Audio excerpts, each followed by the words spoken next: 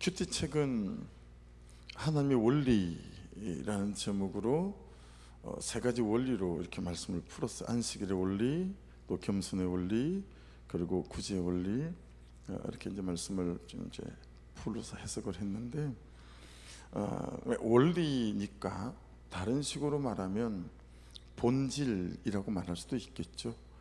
그래서 세 가지 어떤 본질이 나와 있는 말씀이기도 하고, 또 여러분 잘 보시면 1절에 보세요. 안식일에 예수께서 한 바리새인의 집에 떡잡수시러 들어가시니 그들이 엿보고 있었대요. 이 파라테라오라는 단어인데 숨어서 지켜보다 이런 뜻을 갖고 있는 단어예요. 이렇게 연상되죠? 끝은 뒤든지, 그죠?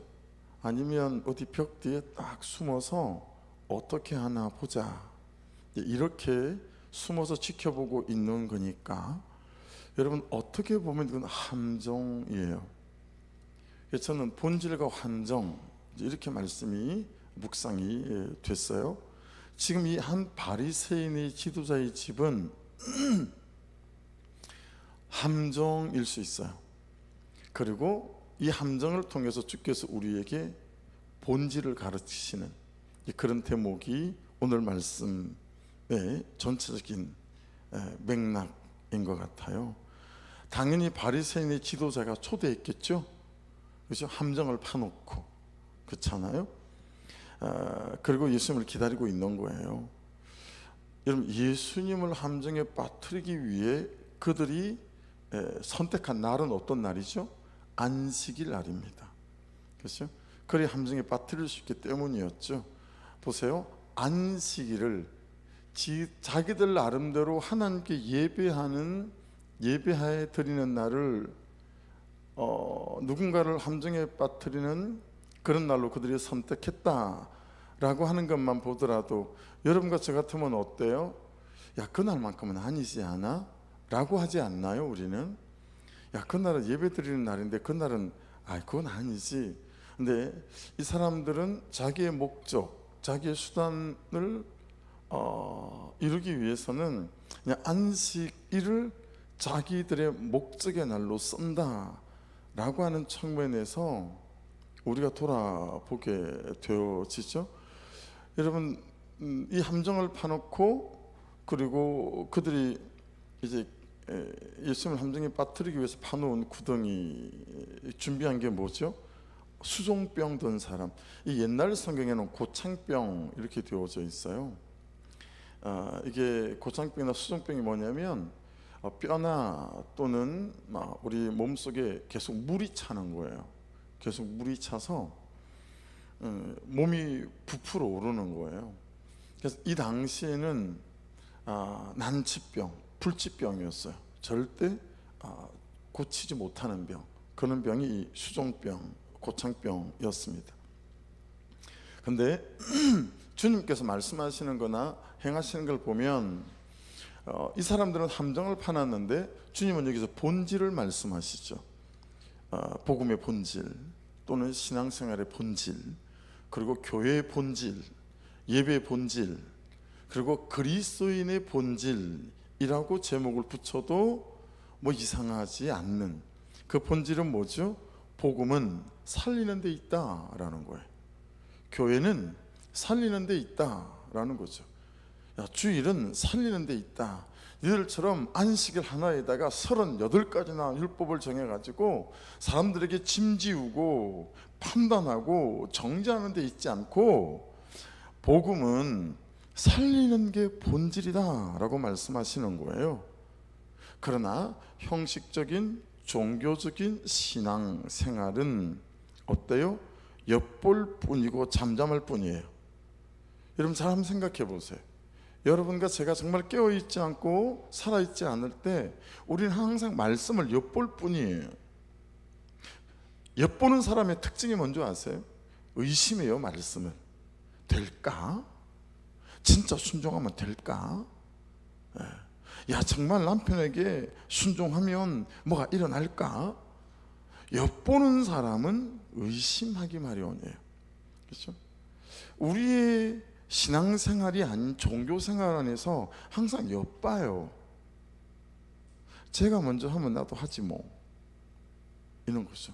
제가 하는 거 보고 되면 나도 하지 뭐, 이런 거고요. 그러니 잠잠해요.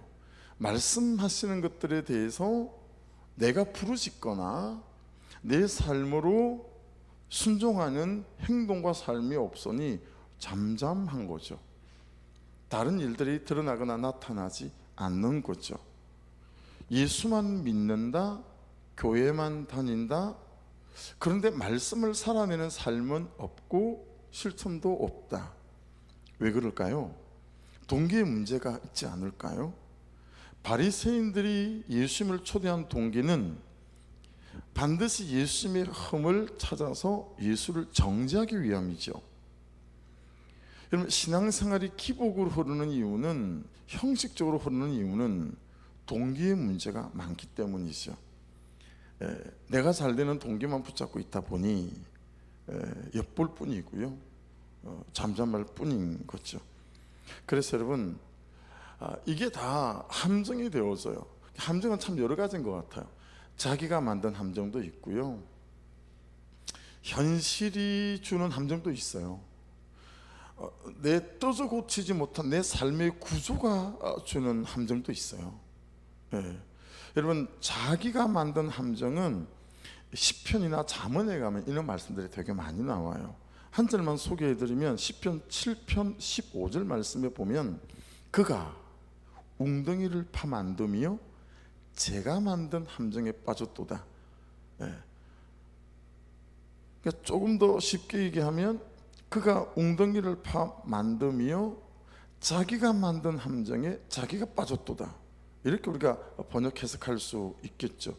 여기 웅덩이 보루라고 하는 것은 여러분 숨는 곳이라는 뜻이에요. 그러니까 자기 보상이나 자기 회피로 내가 숨는 것이 내 함정이 된다는 거예요. 이거 이해되시죠? 뭐 열심히 하고 나면 자기를 보상하고 싶잖아요. 저 같은 경우는 그런 시간이 언제냐면 주일 저녁 같은 거예요. 혼자 있고 싶어요. 계속 많은 사람들과 함께 있었잖아요. 그래서 저는 아이 성향이라 저는 가만 냅두면 회복되는 스타일이거든요. 사람을 만나거나 뭘 해야 회복되는 스타일이 아니에요. 저는 혼자 가만히 있으면 절로 싹 다시 차올라요, 소진된 것들이. 그리고 다시 회복이 되었어요. 그래서 저는 혼자 있으면 돼요. 그러니까 혼자 있고 싶은 거죠, 한 시간이라도. 근데 그 혼자 있는 시간에 내가 하나님과 몸을 함께 있지 않거나 다른 보상 심리로 게임을 하거나 뭘 다른 걸 하게 되었으면 말씀에 반한 이게 내 함정이 될 수 있다라고 하는 거죠. 그러니까 여러분들이 도망가는 곳, 숨는 곳, 야, 내 너무 힘들어서 피곤했어, 뭐 아니면 그런 것들 때문에 나는 어디로 숨고 어디로 도망가지, 잠을 자는 것도 그럴 수 있어요. 할 일이 잔뜩 하고 순서대로 처리해야 될 일들이 참 많음에도 불구하고 몰라 귀찮아 죽겠어 하고 잠드는 스타일의 삶의 성향을 가진 분들이 의외로 많더라고요. 이거 전부 다 숨는 곳, 자기가 웅덩이를 팠는데 그 웅덩이가 자기 함정이 된다. 이 함정, 샤파로라는 것은 그래서 무덤이라는 뜻이에요. 웅덩이는 웅덩이일 뿐이에요, 숨는 곳. 근데 이게 함정이 되는 거예요. 샤파로, 무덤이 되더라 라고 하는 거죠. 그렇죠? 그러니까 사단도 그런 식으로 함정을 파는 거죠. 우리 욕구나 정욕이 만든 함정도 있어요. 잠언에 가면 대서 엄녀는 깊은 구덩이요 이방 여인은 좁은 함정이라 그랬어요. 고치지 않는 삶의 구조가 만든 함정도 있고, 내 견해나 내 고집이나 내 주장이나 세속적인 지식이 만들어낸 함정도 있어요. 무엇보다 우리를 빠뜨리고 죽이는 함정은 죄로 인한 것들이겠죠. 그래서 베드로전서 5장 8절에 잘 익숙한 말씀이 있잖아요. 근신하라 깨어라, 너희 대적마귀가 우는 사자같이 두루다니며 삼킬 자를 찾는다. 그렇게 말씀하세요. 이 하나하나가 뭐예요? 전부 다 영적 전쟁의 범주 안에 속해져 있는 거죠. 그러니까 예찬아, 항상 너는 전쟁 중이라는 거야. 영적 전쟁 중. 우리를 어떻게 하면 잡아뜨리려고 하는지. 그렇죠? 그래서 이 근신하라라고 하는 이건 내포란 단어인데요, 왜 근신해야 되냐면 잘 판단하고 분별하기 위해서라는 뜻이에요. 잘 판단하고 분별하려면 뭐가 중요하죠? 기준이 중요하죠. 기준이. 그러니까 내가 기준을 붙잡을 수 있을 만하게 깨어 있어야 근신해야 된다. 깨어 있으라, 이 그레고로라는 단어도 여러 번 설명을 드린 것 같아요. 여러분, 왜 깨어 있어야 될까요? 잘 반응하기 위해서입니다. 잘 반응하기 위해서. 우리는 주로 어떻게 반응하죠? 감정적으로만 반응하든가 욕구적으로만 반응해요. 그렇죠? 욕구에는 너무 잘 반응하잖아요. 정욕에는 너무 잘 반응하잖아요. 근데 말씀의 요구에는 잘 반응하지 않아요. 영적으로는 잘 반응하지 않아요. 이제 우리의 반응은 대부분 현실에 대한, 또 감정적인 반응, 이건 참 많은데 말씀에 대한 반응, 영적인 반응은 잘 없는 거예요. 깨어 있어야 될 이유는 뭐냐면 잘 반응하기 위해서 영적으로 건강해야 된다라는 뜻이에요. 영적으로 건강해야 된다. 그러니까 헬스클럽도 다니시고 걷기 운동도 하시고 뭐 여러 가지 하시잖아요. 근데 영적으로 건강하고 근육이 붙어 있어야 영적으로 반응할 수 있는 거거든요. 지금 이런 일들이 전부 다 영적인 건강을 위해서 우리가 영적인 운동을 하는 과정이다 라고 볼 수 있지 않겠어요? 그래서 감정적인 반응 말고 영적인 반응, 수비, 공격 하기 위해서 축구 있잖아요. 네, 축구.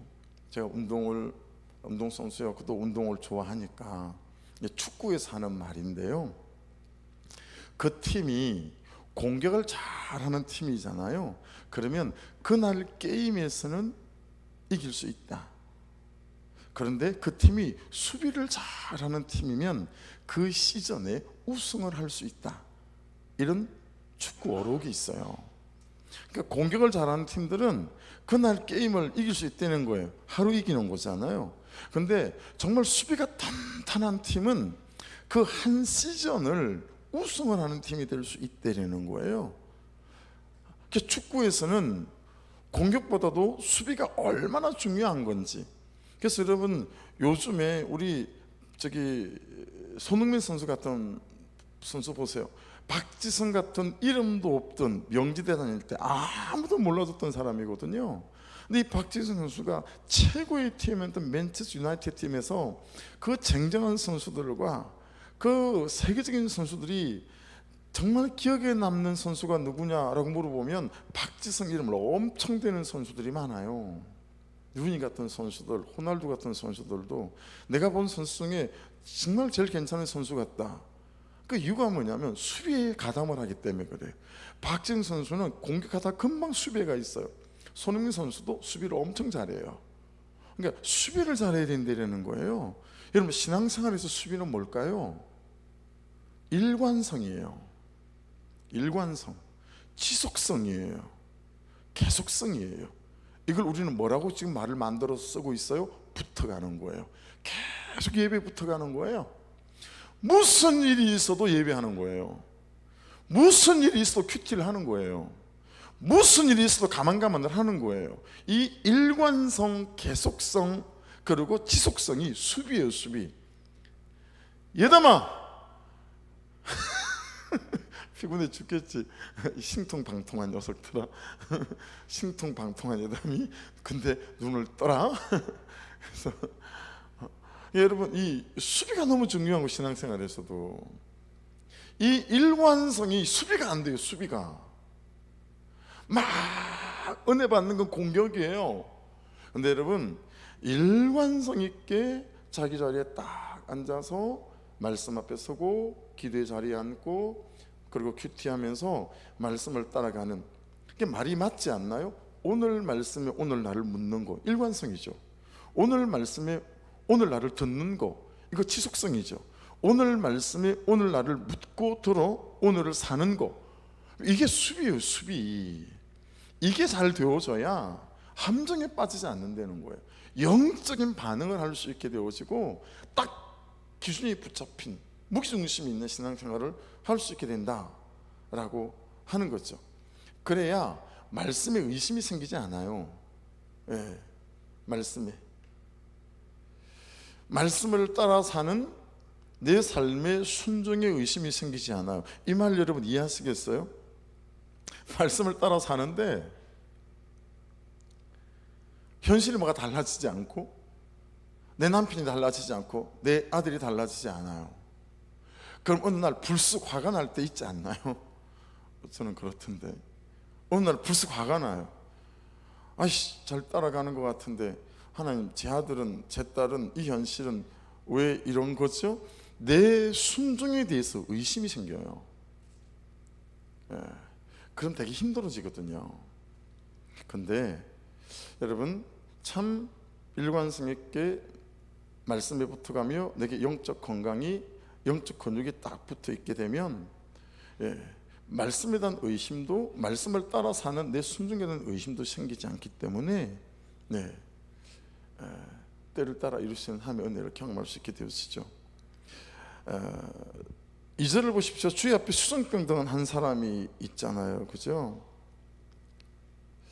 이제 예수님을 함정에 빠뜨리기 위해서 그들이 준비한 건 고칠 수 없는 질병, 고칠 수 있는 질병이 아니라, 고칠 수 있는 사람이 아니라 누굴 준비했죠? 고칠 수 없는 질병과 고칠 수 없는 사람을 준비했어요.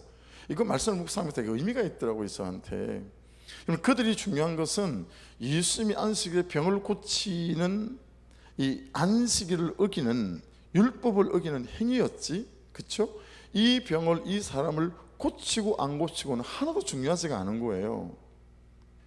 그런데 생각해 보세요. 만약에 절대로 고칠 수 없는 병이나 환자, 예수님이 덜컥 고쳐버리면 큰일인 거예요. 그래서 수소문한 것 같지 않아요? 절대로 고칠 수 없는 병을 가진 환자, 그런 사람을 수소문해서 아주 의도적이고 계획적으로 바리새인의 지도자의 집에 딱 준비를 시킨 것 같잖아요, 그렇죠? 그러니까 예수님이 안식일에 병을 고치는 현행범으로 딱 잡기에도 제격이고, 예수님이 병도 고치지 못하면 더할 나위 없고, 아무것도 아니네. 우리가 주로 빠지는 함정은, 보세요, 참 힘든 환경이나 내 힘으로만은 안 되는, 참 잘 안 되는 삶의 구조나 현실, 수십 년을 이리 해보고 저리 해봐도 잘 안 고쳐지는 습관이나 중독, 인생 어느 날 내가 받았던 지독한 아픔이나 상처나 실패, 끊임없이 반복되는 죄, 이런 것들은 아니겠어요? 그렇죠? 이게 주로 우리를 함정에 빠뜨리는 사단이 준비해 놓은 그런 웅덩이들 아니겠습니까? 사단은 날마다 이런 것들을 우리 앞에 세팅해 놓고 우리를 기다리고 있지 않겠느냐라고 하는 거죠. 제가 이 말을 한 번도 하지 않은 것 같은데, 제 아내나 우리 자녀들이나 여러분들한테도, 제가 40년이 지났는데도요, 아직 고쳐지지 않는 상처로 인한 강박이 하나 있습니다. 이제 우리 집에 부엌에 칼이 싱크대 위에 칼집에 꽂히지 않은 채로 이렇게 눈에 보이거나 도마 위에 있거나 교회 주방에 칼들이 이렇게 사용하시고 이렇게 보이는 데 있잖아요. 그러면 전 가슴이 벌렁벌렁해요. 그리고 얼른 칼을 갖다가 칼집에다 꽂아 두든가 안 보이는 데다 숨겨요. 아니면 케이크 자르고 빵 자르는 플라스틱 칼이 있잖아요. 그건 예리하지도 않고 톱날처럼 돼 있잖아요. 근데 그런 것들도 여러분 칼집에 숨기든지 쓰레기통에 버리든지 내 눈에 안 보이는 데다가 집어넣어요. 왜 그런 줄 아시겠어요? 저는 부엌칼로 제 손가락이 잘렸거든요. 부엌칼, 제 손가락 위에 형이 부엌칼을 올려놓고 제 손가락을 잘라냈어요. 그러니까 저한테 이런 강박이 있어요, 부엌칼에 대한. 그것만 보면 치우는 거예요. 그것만 보면 가슴이 벌렁거려요. 그것만 보면 치우고 막 숨기는 거예요. 여러분, 사단은 이런 우리 연약함을 함정으로 써요. 이런 실패를 함정으로 쓰고, 이런 약점을 함정으로 쓰고, 그리고 이런 상처를 함정으로 써요.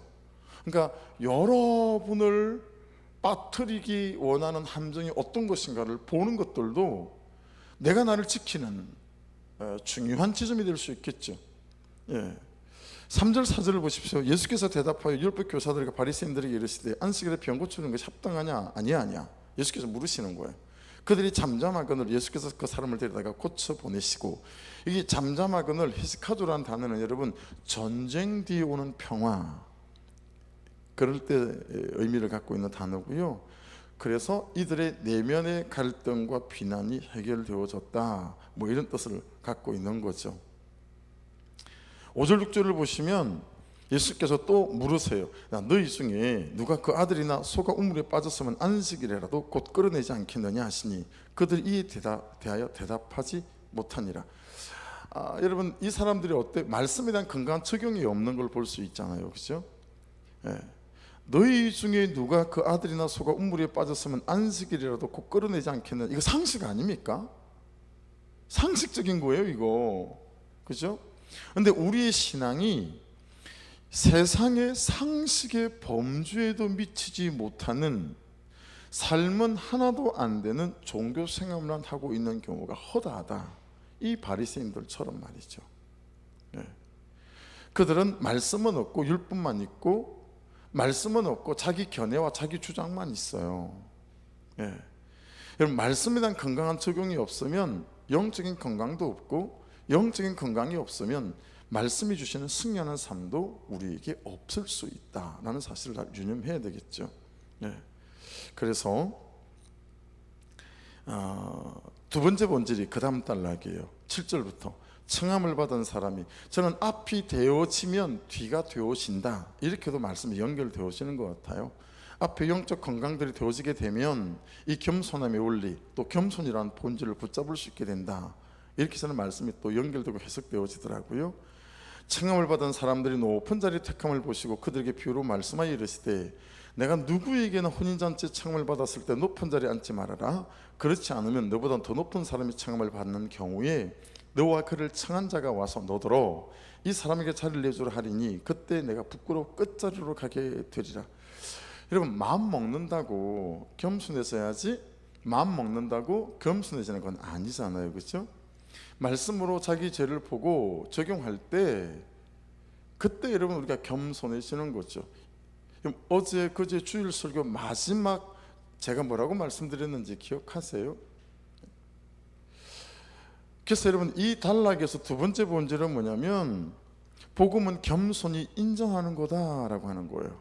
복음은, 이 복음의 본질은, 근데 누구에게 인정받을 것인가? 누구에게 인정받을 것인가?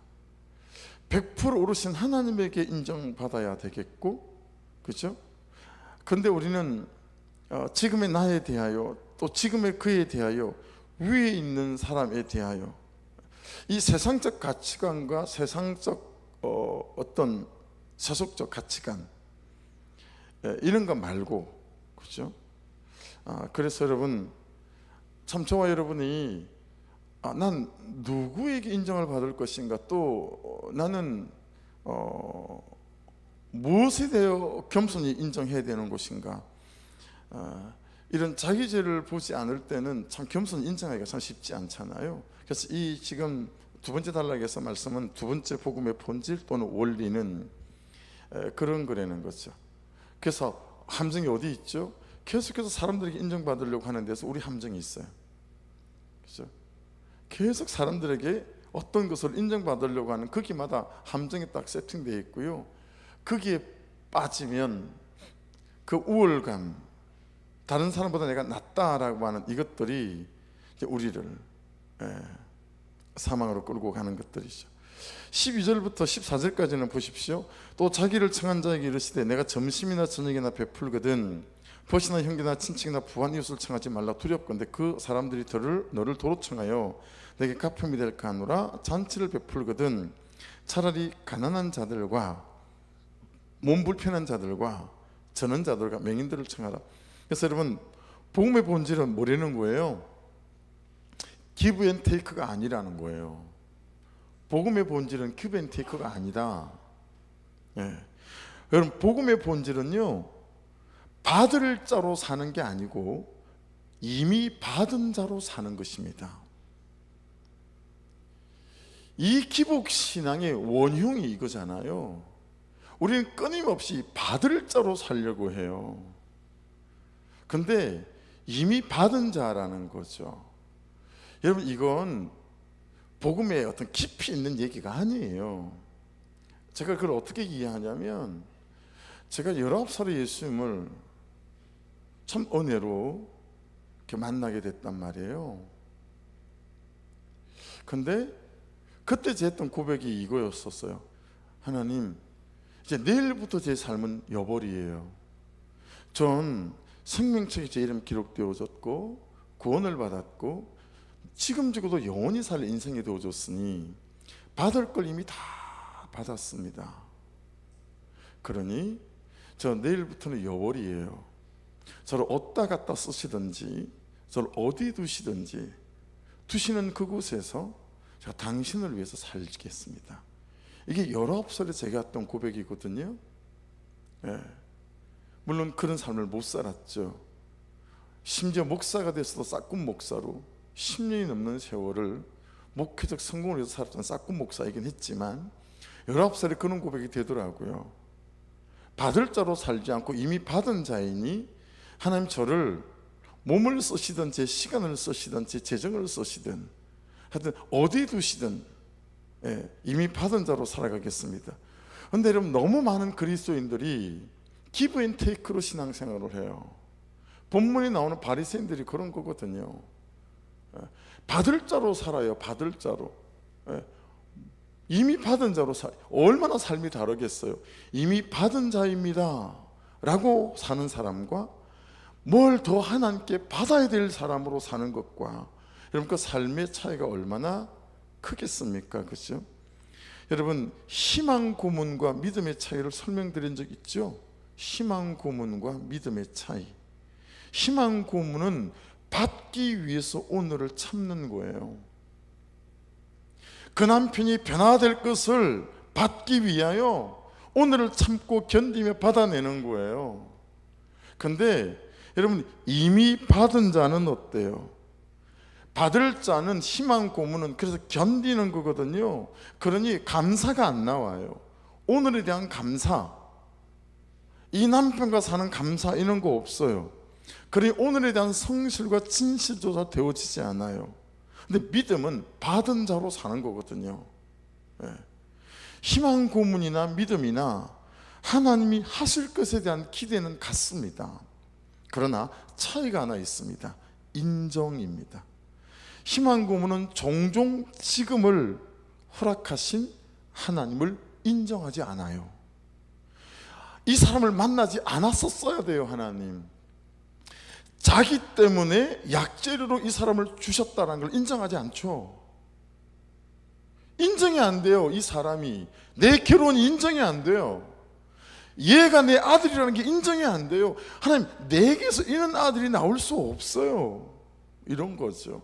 이게 희망 고문은 인정이 안 됩니다.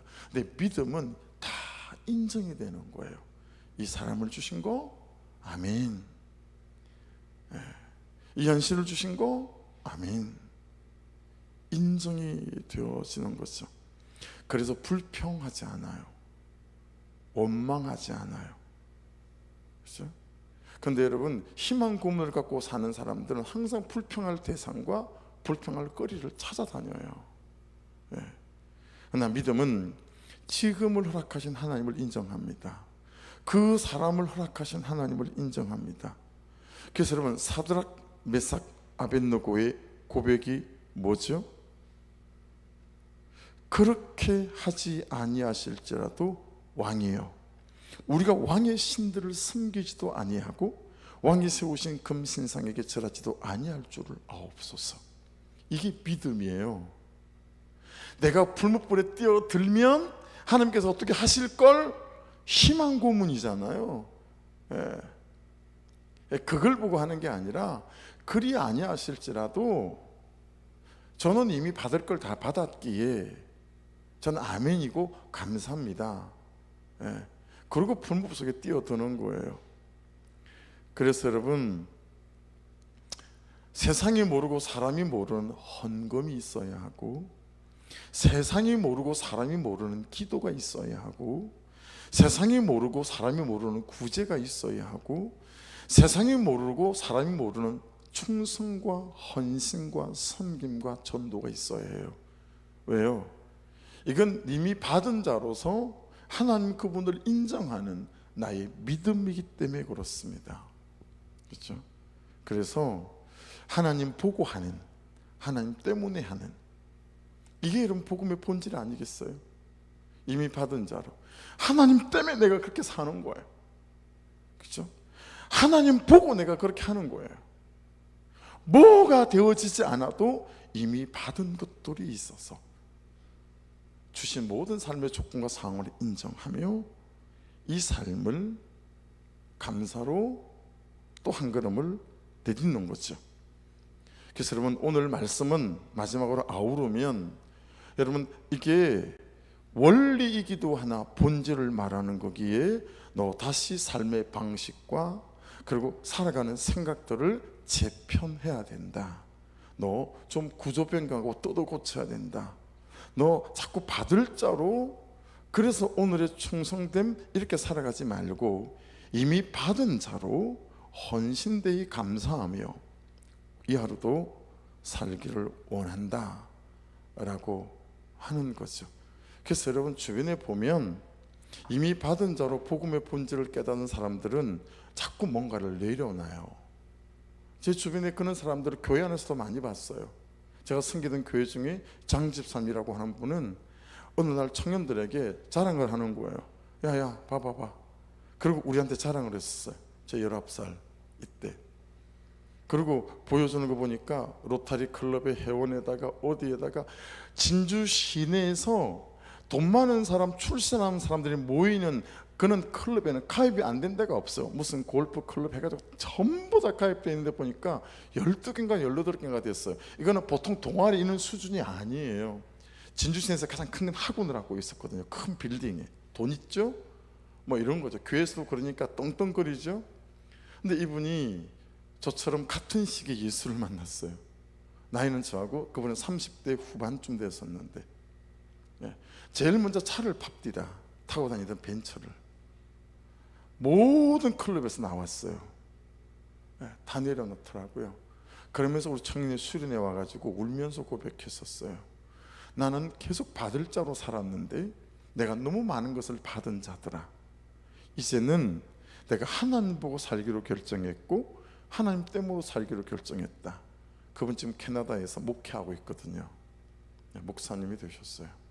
사랑하는 여러분, 이 하루도 이미 받은 자로 기뻐하며 감사하며 살 수 있는 은혜가 있기를 주의 이름으로 축복합니다. 기도하겠습니다. 말씀 붙잡고, 아버지, 이 복음의 본질, 이 복음의 원리를 붙잡고 제발 함정에 빠지지 않는 자로 살아가며 이 복음의 성령 노래를 부르며 받을 자가 아니라 받은 자로 살아가기에 아까운 것 없고, 난 이리 살아서는 안 됩니다 라고 하는 불평 원망할 것 없고 받은 자로 살아가는 놀라운 인생이 되도록 역사해 주시옵소서. 우리 구성자 매매를 위해서 간절히 기도해 주시고, 또 봄이라 참 해야 될 것들이 있는데 하나님 재정을 부어주셔서 하나씩 할 수 있는 은혜도 허락해 주시고, 우리 직장 문제로, 가정의 재정의 문제로 참 공감을 겪는, 건강의 문제로 공감을 받는 우리 이기수 집사님이나 박홍수 집사님이나 우리 어머님들이나 한 분 한 분들을 위해서도, 처음 신앙생활 하시는 우리 새가족들을 위해서도, 양육받는 분들을 위해서도 또 기도를 부탁드립니다. 우리 주여 한번 부르고 기도하십시다.